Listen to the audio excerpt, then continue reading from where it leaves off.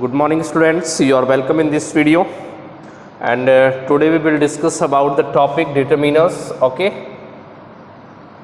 determiners, and we have discussed about some of the determiners, and today we will discuss about each and every. Okay, use of each and every. Each और every की हम बात करने वाले हैं। Each और every का ध्यान से देखिए एक मिनट। ईच जो है और एवरी जो है, मेरे हिंदी मीडियम के जो स्टूडेंट्स हैं वो इसका मतलब जो है वो हिंदी में किससे निकालते हैं? प्रत्येक से। किससे निकालते हैं भाई? प्रत्येक से निकालते हैं ना। तो यहाँ पर हम ईच और एवरी की बात करने वाले हैं। ईच का जो यूज है वो ध्यान रखना, ये सर्टेन नंबर के लिए किया जाता है। किसके लिए किया जाता है भाई? सर्टेन नंबर के लिए किया जाता है। और एवरी का जो यूज है, एवरी का जो यूज जो है वो अनसर्टेन नंबर के लिए किया जाता है। किसके लिए भाई? अनसर्टेन नंबर के लिए किया जाता है। ठीक है, तो इस तरीके से हम देख सकते हैं ईच और एवरी का। यहाँ पर सर्टेन नंबर के लिए तो ईच का यूज हो गया और अनसर्टेन नंबर के लिए एवरी का यूज हो गया। और इस वे में हम बात करने वाले हैं ईच और एवरी की। ठीक है भाई, अब बात ये आती है कि जैसे ईच का यूज़ करेंगे तो ईच के लिए कौन सी कंडीशन होना ज़रूरी है? ईच के लिए क्या ज़रूरी है? ध्यान रखना, ईच के लिए ज़रूरी है कि हम नाउन का यूज़ करें।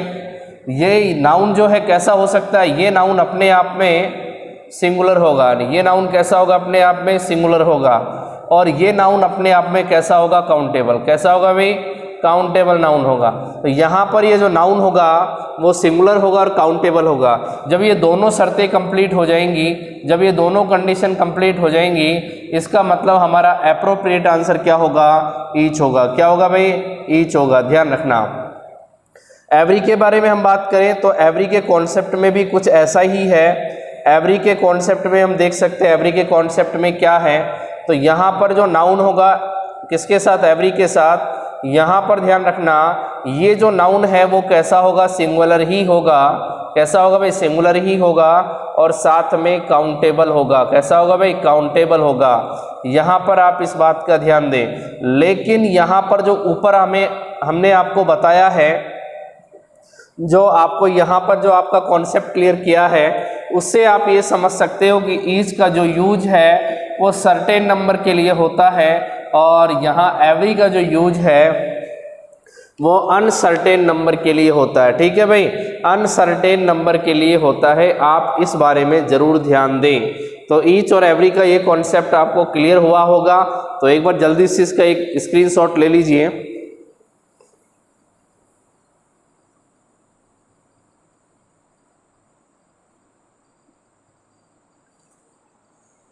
ओके, तो यहाँ पर हम बात कर चुके हैं ईच और एवरी के कॉन्सेप्ट के बारे में। अब समझते हैं इसके एग्जाम्पल्स के बारे में। तो एग्जाम्पल्स के थ्रू हम क्या करने वाले हैं, तो एग्जाम्पल में क्या होने वाला है उसके थ्रू हम बात करते हैं। जैसे मैंने कहा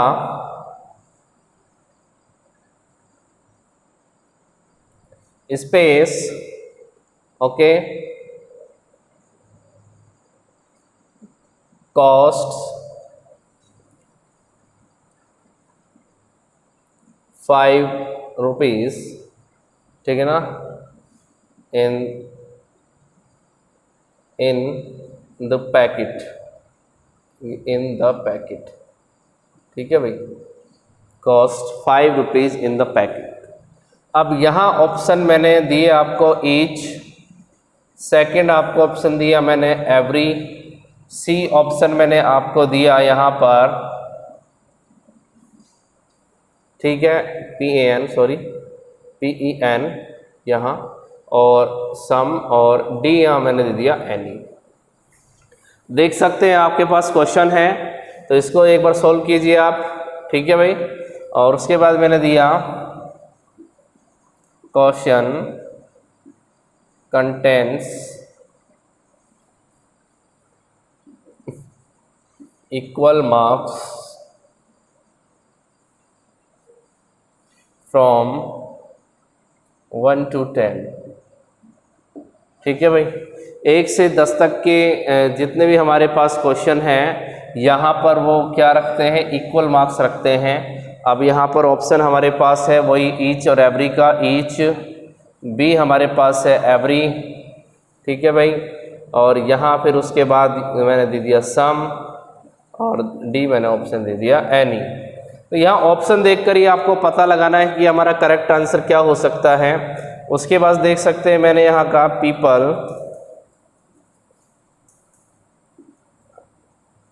गॉट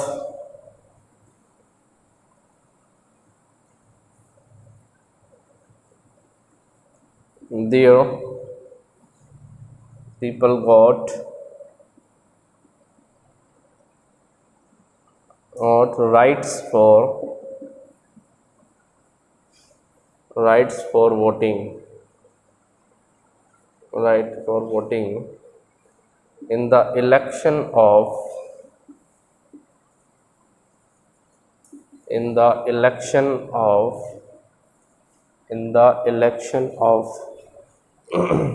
parliament।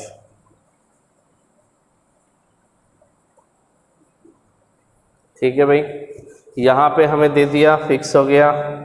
और यहाँ पर मैंने एक और क्वेश्चन दिया है आपको, यहाँ पर वही मान सकते हैं ईच एवरी, ठीक है भाई, और साथ में सम और एनी, ठीक है, इस तरीके से देख सकते हैं।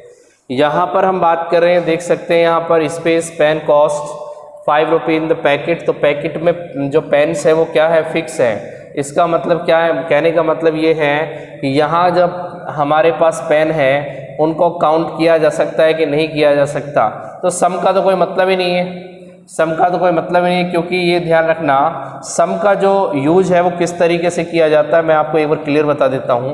जो सम है, सम का जो यूज है वो सिंगुलर कब, यानी कि सिंगुलर नाउन कब आएगा, सिंगुलर नाउन तब आएगा जब वो काउंटेबल हो, अनकाउंटेबल हो। कैसा हो, अनकाउंटेबल हो। लेकिन यहाँ पर सम के साथ हम बात करें, प्लूरल नाउन कब आएगा, प्लूरल नाउन तब आएगा जब वो कैसा हो, काउंटेबल हो। इस बारे में आप जरूर ध्यान दें ना।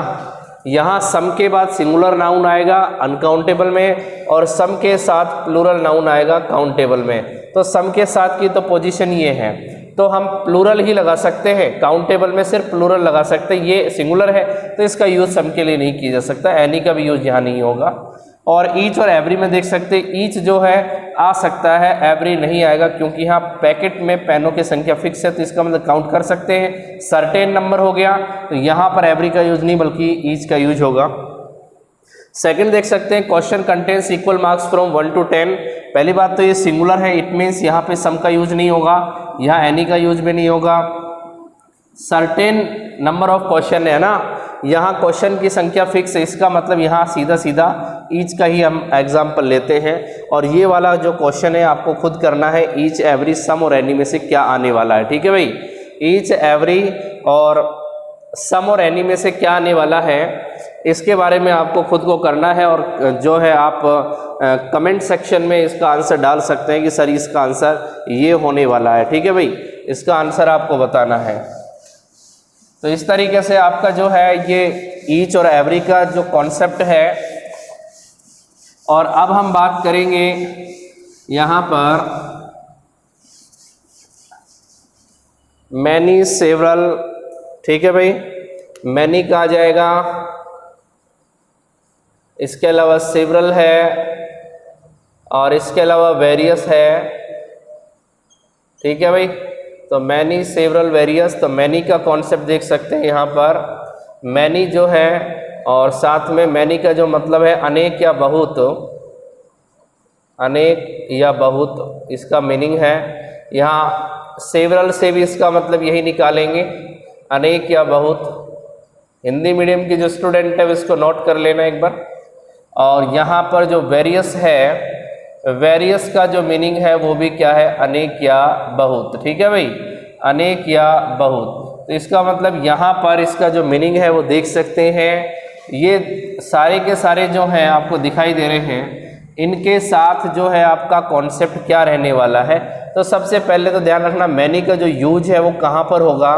तो यहाँ ध्यान रखना वन टाइप ऑफ थिंग्स है ना भाई, वन टाइप ऑफ थिंग्स, यानी कि अगर एक ही प्रकार की चीज़ें हों, और इसके अलावा डिफरेंट टाइप ऑफ थिंग्स हो, यानी कि अलग अलग प्रकार की चीज़ें हों, डिफरेंट टाइप ऑफ थिंग्स हों, तो यहाँ पर आपको क्या करना है भाई, यहाँ पर आपको मैनी का यूज़ करना है। लेकिन अगर हमें मैनी ना मिले तो फिर क्या करें, हम सेवरल वेरियस का यूज़ कर सकते हैं। लेकिन ध्यान रखना, सेवरल का यूज़ कहाँ करेंगे, वन टाइप ऑफ थिंग्स के लिए करेंगे, वन टाइप ऑफ थिंग्स के लिए, यानी कि एक ही प्रकार की चीज़ों के लिए करने वाले हैं। और यहाँ वेरियस का जो यूज है वो डिफरेंट टाइप ऑफ थिंग्स के लिए करने वाले हैं। किसके लिए भाई, डिफरेंट टाइप ऑफ थिंग्स के लिए करने वाले हैं, डिफरेंट टाइप ऑफ थिंग्स के लिए करने वाले हैं। और कई बार तो क्या होता है, इन तीनों का जो यूज है एक ही सेंटेंस में प्रॉपर वे में हो जाता है। ठीक है, तो आपको ये ध्यान रखना है। अब जो बात करें, मैनी की बात आई, साथ में हमने बात की सेवरल की, ठीक है भाई, सेवरल की बात की, और साथ में हमने बात की वेरियस की। ठीक है भाई, यहाँ पर केवल चीज़ें अलग अलग बता रही हैं, बाकी अगर इनके साथ जो नाउन यूज होगा वो नाउन कैसा होगा, वो नाउन होगा प्लूरल। कैसा होगा भाई, इन तीनों के साथ जो नाउन आएगा, यानी कि इन तीनों के साथ जो नाउन यूज लेंगे वो ध्यान रखना प्लूरल होगा। कैसा होगा भाई, प्लूरल होगा। और इसके अलावा क्या होगा भाई, काउंटेबल होगा। क्या होगा, काउंटेबल नाउन होगा। कैसा नाउन होगा, काउंटेबल। तो इस कॉन्सेप्ट को आप जरूर नोट कर लेना, इस कॉन्सेप्ट को जरूर नोट कर लेना। एक बार इसका स्क्रीनशॉट ले लीजिए।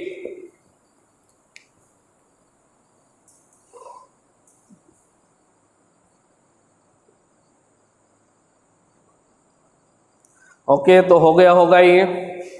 ठीक है भाई, तो अब हम बात करते हैं इसके एग्जाम्पल्स की। तो एग्जाम्पल्स के बारे में देख लेते हैं।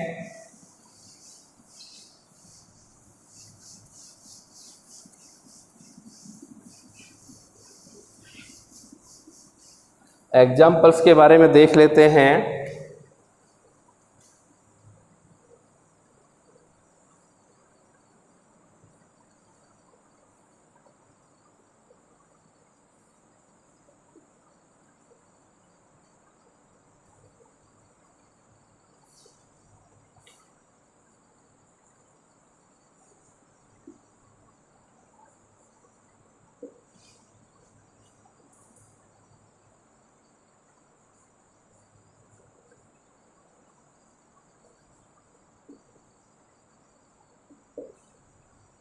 Space birds are eating apples on the tree. यहाँ पर मैंने ऑप्शन आपको दिए मैनी, सेकंड ऑप्शन मैंने आपको दिया सेवरल, और सी ऑप्शन मैंने आपको दिया एनी, और डी ऑप्शन मैंने आपको दिया ईच। ठीक है भाई, इस तरीके से हमारे पास ऑप्शन है, देख सकते हैं। इसको एक बार करना, आपको समझ में आ जाएगा।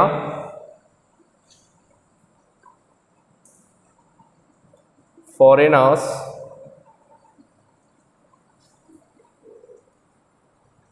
are asking about,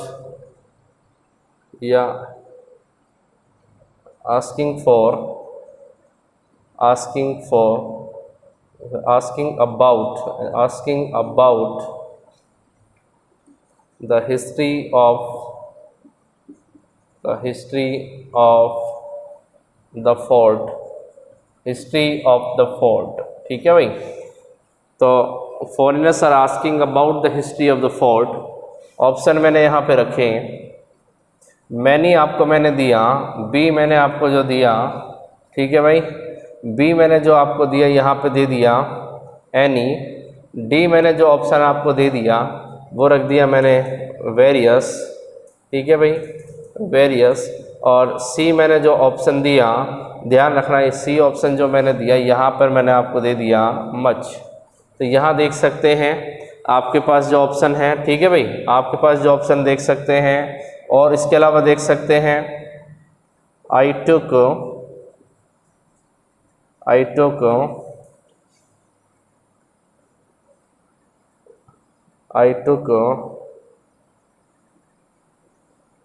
books